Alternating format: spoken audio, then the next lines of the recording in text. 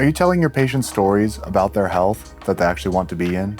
Are you painting them a picture of their life and what it could be, as opposed to just giving them data on what it is? Are you being more of a problem finder or a problem dissolver? Our brain is meant to seek out problems, to pay attention to danger. It is very, very old machinery. We were constantly looking for things that could possibly kill us. We were prey for a very long time. Whether it was snakes and tigers hunting us, a village raiding our village, dramatic weather changes, all of these things were life-threatening that our brain habituated to look for. It created a scarcity mind.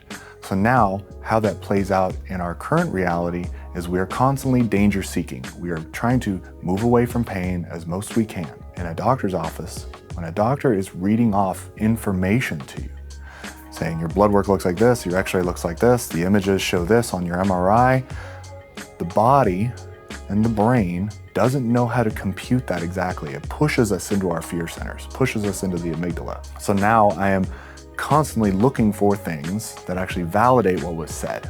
I'm in a place now, not of creating, of even trying to tactically move out of it. I'm in a place now where I'm labeling. I'm labeling myself. And there's an old quote that I love. It's, to label me is to negate me. Now I am negating the possibility of me ascending out of it.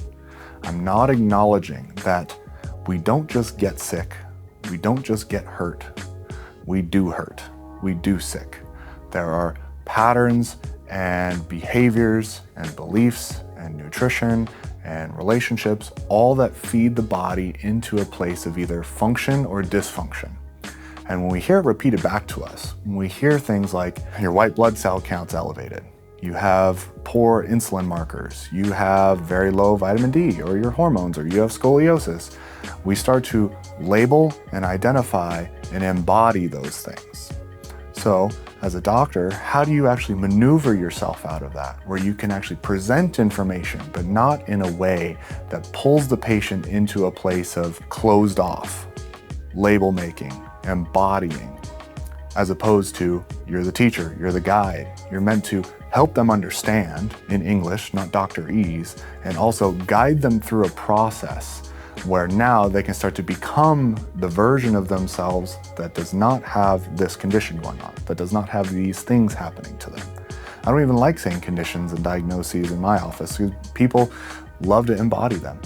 This is my back pain, my anxiety, my scoliosis, my diabetes, whatever it is. When they start saying the word my, they're keeping it, they're holding on to it. It's how they identify themselves and maybe how they relate to people. It's how they relate to themselves.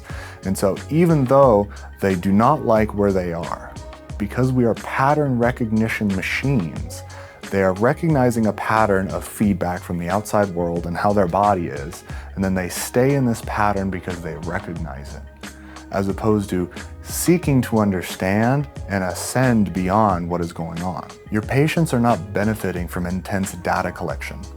And this isn't me saying do not collect information. I think we should collect a lot of information. And I believe in full informed consent. I believe you should tell them exactly what's going on.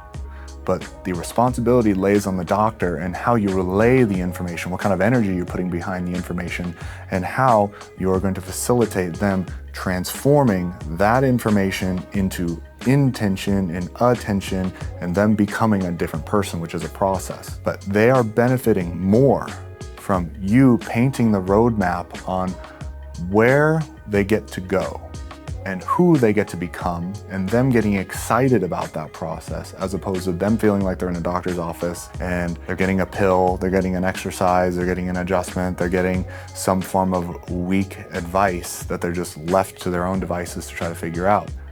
They pattern recognize and behave their way into this process. They will need to do the same to get out of it.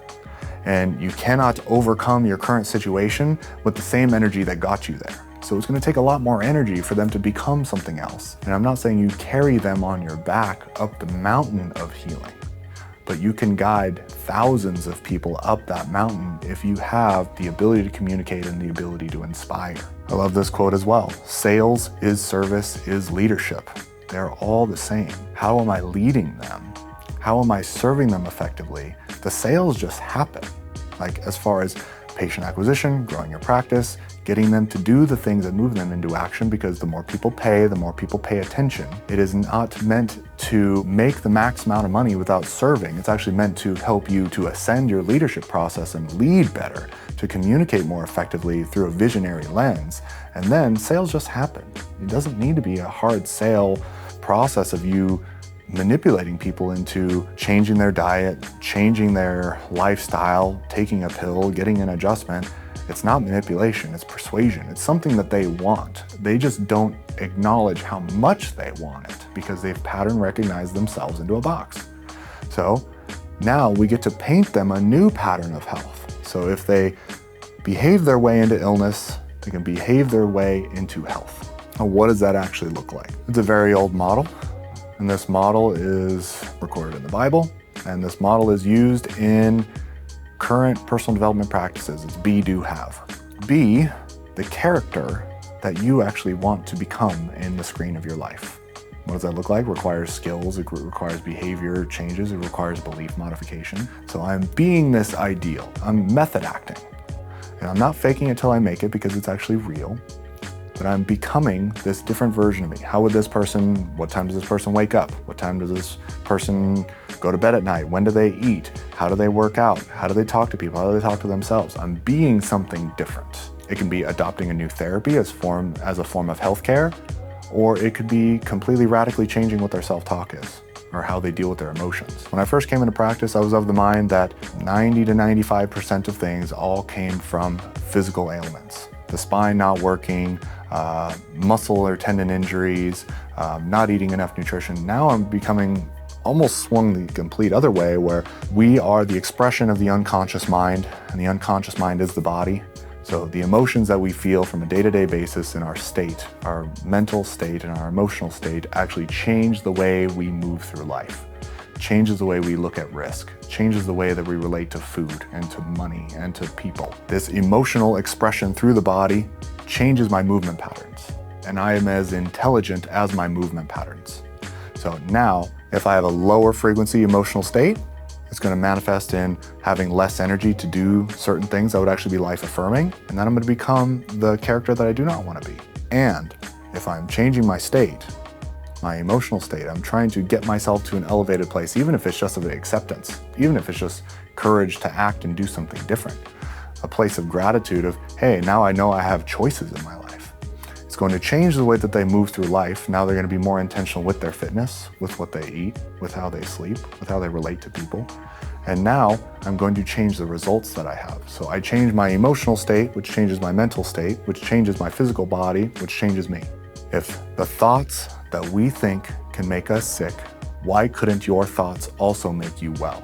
Dr. Joe Dispenza talks about it all the time. If we are in the game of harnessing the things we can control, our thoughts, feelings, and our actions, then I should pay very, very close attention to these things that play out into my body's expression into the real world. That is B, being the character. Now I will do the habits and behaviors on repeat, on a solid blueprint that will actually get me to the place where I have the thing that I want. I have the wealth, I have the relationship I want, I have the health. Whatever you want, you can have. You just have to decide that you want it. And then going through this process of be, do, and have gradually changes your energy, gradually changes your awareness, and you start to believe the story that was painted. You start to believe the positive story that could be painted. And if you, as the doctor, are implanting the seed of a positive story in their life and being the teacher and the guide to here are the steps, here are the things that in my education I would invite you to do, here are the things that I would like you to do on your own, and then together on the same side of the table, we're gonna walk toward this story, this vision of your life that you can get excited about, that you can be inspired about. Because pain's a motivator, it's weak, it comes and goes, it's accustomed to inflammation, it's accustomed to what you eat, it's accustomed to stress levels.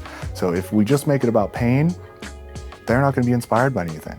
If we want to inspire people to change their life and by proxy change the world for the positive, we have to be very meticulous in how we are forming language, telling stories, and walking people through the process of healing, because it is a process. If I'm helping them become this higher version of themselves, not just avoid dying, then I have to be more vivid in how I connect to them. Because when people are saying why they're in an office or saying the problems that they have, there are usually 7 layers below. They only know this because this is as deep as they can go and they're in survival. And get them out of pain, help them through the process. And once pain is a non-issue, then you can start to, hey, what's really going on? Who do you want to be? What do you want to do? What is the vision for your life? And this is the same process I paint for doctors. It's like, what's the vision for your life? What's your dream practice? How often do you vacation? We can only project out what we have done on the internal. If you are very clear in how you want to lead your life and your health, you can help people through that process as well because you speak the language now. You can't take anybody further than you have gone. So connecting with patients beyond the data and helping them get to a frequency, and a frequency is a thing, a frequency is an emotional state. I believe a frequency is an emotional state with a behavior pattern attached to it.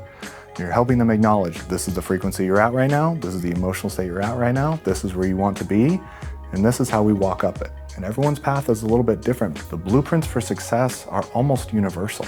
Therefore, if we acknowledge what these blueprints are, and we have people around us that support us, you are a supporting member in somebody else's team, then we can take them to a place you will have a raving fan because you have changed their life. They are now emitting more good in the world than they were before, and you will have an explosive practice. But this only comes from the recognition that you have to be a problem dissolver, not a problem finder. You have to be a person that connects deeply, not someone that just recites data.